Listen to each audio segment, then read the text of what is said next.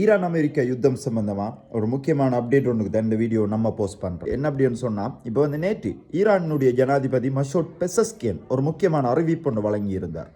அரபு நாடுகளுக்கு நாங்கள் தாக்குதல் செஞ்சதுக்காக அரபு நாடுகளுக்கிட்ட நாங்கள் மன்னிப்பு கேட்க, இனி வரும் நாட்களில் அரபு நாடுகள் மேலே நாங்கள் தாக்குதல் செய்ய மாட்டோம். அது மட்டும் இல்லாமல் டொனால்ட் ட்ரம்ப் அறிவிச்சதுக்கு இன்னொரு கருத்தையும் சொல்லியிருந்தார். அதாவது அன்கண்டிஷனல் சரண்டர், எந்த ஒரு நிபந்தனையும் இல்லாமல் ஈரான் சரணடையணும் அப்படின்னு சொல்லி டொனால்ட் ட்ரம்ப் சொன்னதுக்கு ஒரு பொழுதும் ஈரான் சரணடையாது அப்படிங்கிற இந்த கருத்துக்களை மசூத் பெசஸ்கியன் சொல்லியிருந்தார். இதனை தொடர்ந்து இப்போ ஈரானுக்குள்ளே ஒரு சின்ன குழப்ப நிலை ஒன்று இருக்குது அப்படிங்கிற மாதிரி ஒரு பிம்பம் ஒன்று ஏற்பட்டு இருக்கு அப்படின்னு சொல்லலாம். என்ன காரணம் அப்படின்னு சொன்னால், மசூத் பெசஸ்கியன் அரபு நாடுகளுக்கு நாங்கள் தாக்குதல் பண்ண மாட்டோம் அப்படின்னு சொல்லி ஜஸ்ட் ஒரு 1 ஹவருக்குள்ள, ஒரு மணித்தியாலத்துக்குள்ளே ஐஆர்ஜிசி பஹ்ரைன் மேலே தாக்குதல் செஞ்சுருக்காங்க, அரபு நாடுகள் மேலே தாக்குதல் செஞ்சுருக்காங்க. இப்பையும் செஞ்சு கொண்டு தானே இருக்காங்க.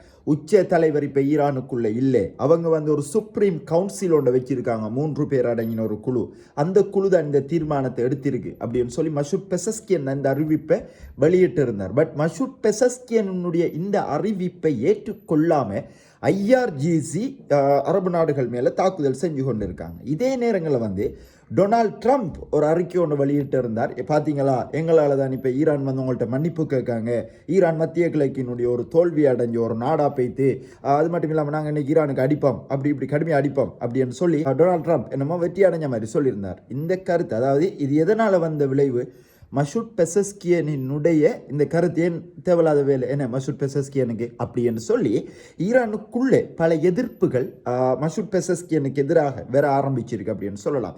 இருந்த போதிலையும் அப்பாஸ் ஆராய்ச்சி, ஈரானினுடைய வெளிவிகாரத்துறை அமைச்சர், அவர் இது சம்பந்தமா அதாவது ஒரு ஷேப் பண்ணி விடுற மாதிரி ஒரு போஸ்ட் ஒன்று போட்டிருக்கார். என்ன அப்படின்னு சொன்னார், ஈரானினுடைய ஜனாதிபதி சொன்ன கருத்தினுடைய உண்மையான அர்த்தம் என்ன அப்படின்னு சொன்னால், அமெரிக்கா தளங்களில் இருந்து அரபு நாடுகள் ஈரானுக்கு எதிராக தாக்குதல் செய்வதற்கு அவங்களினுடைய வளங்களை கொடுக்காத வரைக்கும் தான் நாங்கள் இந்த தாக்குதலை செய்ய மாட்டோம். ஆனால் இப்போ அவங்க தொடர்ச்சியாக கொடுத்து கொண்டு இருக்காங்க, அதனால் இந்த தாக்குதலை நாங்கள் செய்கிறோம் அப்படின்னு சொல்லி இன்னைக்கு வரைக்கும், இப்போ வரைக்கும், இன்னைக்கு காலையில் இந்த வீடியோ நான் போஸ்ட் பண்ணி கொண்டு இருக்கேன், 9வது நாள் காலையில், இப்போ வரைக்கும் பஹ்ரைனுக்கு அடிச்சிருக்காங்க.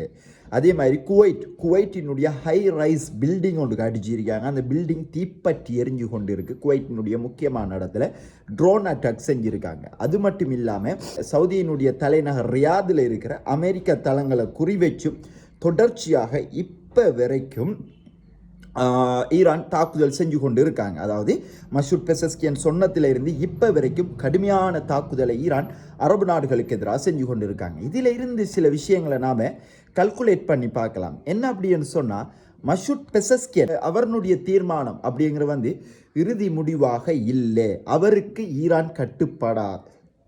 ஈரான் அப்படிங்கிற ஈரானுடைய ஐஆர்ஜிசி எப்படி கட்டமைக்கப்பட்டிருக்கு அப்படின்னு சொன்னால், சுப்ரீம் லீடருக்கு கட்டுப்பட்டு தான் ஐஆர்ஜிசி நடக்கும் அப்படிங்கிறத நிரூபித்து காட்டியிருக்காங்க. ஐஆர்ஜிசி எங்களுக்கு ஜனாதிபதியினுடைய ஓர்டர் எல்லாம் ஒரு முக்கியமான பொருட்டே கிடையாது அப்படிங்கிற அடிப்படையில். அது மட்டும் இல்லாமல் ஆயத்துல்லா அலி கமேனியினுடைய கடைசி முடிவுகள், கடைசி தீர்மானங்கள் எல்லாமே ஐஆர்ஜிசிக்கு தெளிவாக கொடுக்கப்பட்டிருக்கு. அதாவது மரணிச்சாலும் இந்த முடிவுகளோட தான் ஐஆர்ஜிசி இருக்கணும் அப்படிங்கிற அடிப்படையில் தான் ஐஆர்ஜிசி யாருக்குமே இப்போ கட்டுப்படுறாங்க இல்லை ஈரானுக்குள்ளே.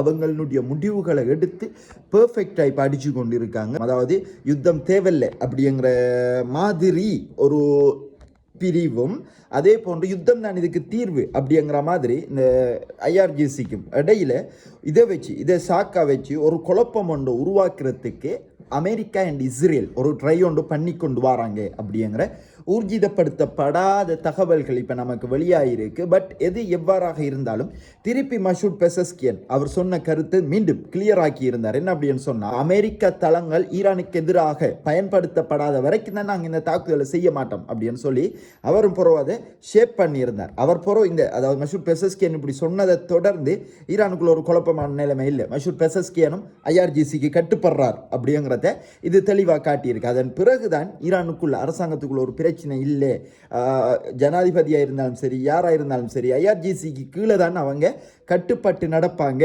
அப்படிங்கிறது இதில் தெளிவாக இருக்கு அப்படின்னு சொல்லலாம். ஐஆர்ஜிசிக்கு யார் கட்டளை வழங்குறா அப்படின்னு சொல்லி பார்க்கக்குள்ள இப்போ இருக்கிற சிச்சுவேஷனில் அலி லாரிஜானி தேசிய பாதுகாப்பு கவுன்சிலின் உச்ச தலைவர், இவர் தான் இப்போ ஐஆர்ஜிசிக்கு வழிகாட்டுதல்களையும் உத்தரவுகளையும் வழங்கி கொண்டிருக்கார். இவர் யாரால நியமிக்கப்பட்டிருந்தார்? கடைசியா இவர்கிட்ட தான் எல்லா அதிகாரங்களும் ஒப்படைக்கப்பட்டிருந்துச்சு. யாரால் ஒப்படைக்கப்பட்டிருந்துச்சு?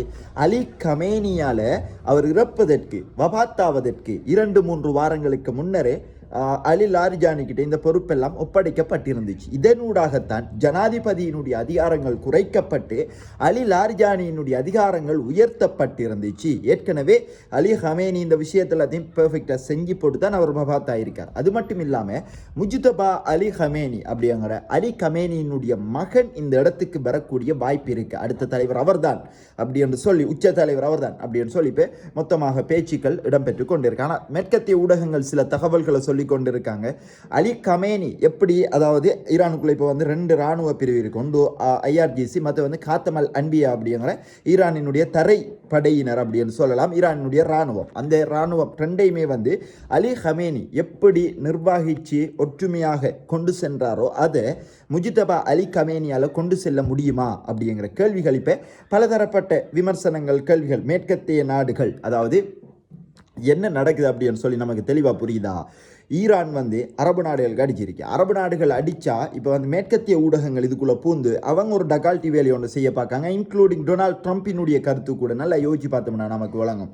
ஈரானுக்கும் அரபு நாடுகளுக்கும் இடையில் ஒரு பெரிய ஒரு பிரச்சனையை உண்டு பண்ணி போட்டு ஈரான் இப்போ அரபு நாடுகள்கிட்ட மன்னிப்பு கேட்டுதா? எப்படி கேட்கலாம்? அப்படி கேட்க முடியாது. ஈரான் அடிச்சிருக்கவங்களுக்கோ நாங்கள் ஈரானுக்கு அடிச்சிருக்கோம் அப்படின்னு சொல்லி அரபு நாடுகளையும் ஈரானையும் மூட்டி விட்டு போட்டு அதனூடாக குளிர்காயறதுக்கு இப்போ மேற்கத்திய நாடுகளினுடைய தலைவர்கள் இப்போ முயற்சி செஞ்சு கொண்டு இருக்காங்க. இதை முறியடிக்கும் ஈரான் அப்படின்னு சொல்லி பார்த்தோம்னா சிம்பிளாக முறியடிக்கக்கூடிய வாய்ப்பு தான் இருக்கே தவிர பெரிய அளவில் ஒரு அரசியல் பிரச்சனை ஒன்று ஈரானுக்குள்ள வரக்கூடிய வாய்ப்புகள் இல்லை அப்படின்னு சொல்லலாம்.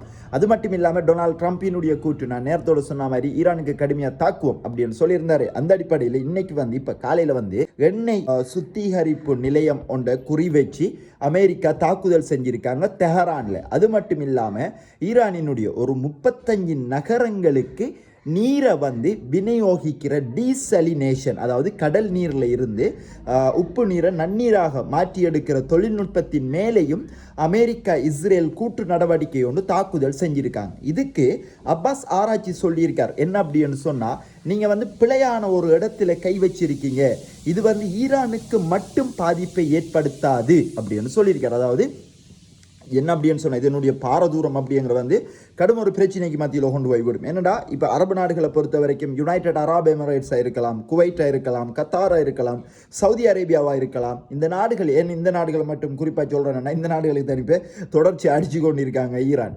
அந்த அடிப்படையில் இந்த நாடுகள் எல்லாமே டீசலினேஷனை ஈரானை விட கூடிய அளவில் யூஸ் பண்ணி கொண்டு இருக்கிற நாடு. முழு நாடுமே இது கடல் நீரை சுத்திகரித்து மக்களுக்கு நன்னீராக வழங்கி கொண்டு இருக்காங்க. இப்போ இந்த நாடுகளினுடைய வளங்களை ஈரான் இந்த டீசலினேஷன் திட்டத்தை ஈரான் குறிவச்சு அடிப்பாங்க அப்படின்னு சொன்னா ஜஸ்ட் 24 ஹவர்ஸ்ல 24 மணித்தியாலத்துக்குள்ள இந்த நாடுகளினுடைய நீர் மொத்தமாக முடியக்கூடிய வாய்ப்பு இருக்கு.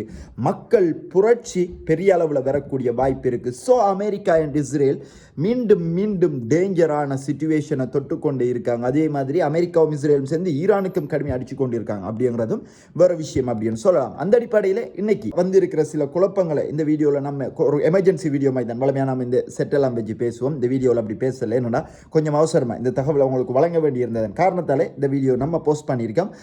இன்னைக்கு ஈவினிங் இன்ஷா அல்லாஹ் நம்மளுடைய அடுத்த கட்ட வீடியோவில் நம்ம பெர்ஃபெக்டாக விலாவாரியாக மற்ற தகவல்களை வழங்குவோம் அப்படின்னு சொல்லிக்கொண்டு இது வரைக்கும் உங்களுடைய முக்கியமான நேரங்களை ஒதுக்கி நம்மளுடைய வீடியோ பார்த்ததுக்கு மிக்க நன்றிகள். இது போன்ற தகவல்கள் தொடர்ச்சியாக நீங்கள் உங்களுக்கு சேரணும் அப்படின்னு சொன்னால் இது வரைக்கும் நம்மளுடைய சேனலை ஃபாலோ பண்ணல, சப்ஸ்கிரைப் பண்ணலாம் அப்படின்னு சொன்னால் பண்ணிக்கொள்ளுங்கள். Thank you very much. மிக்க நன்றிகள்.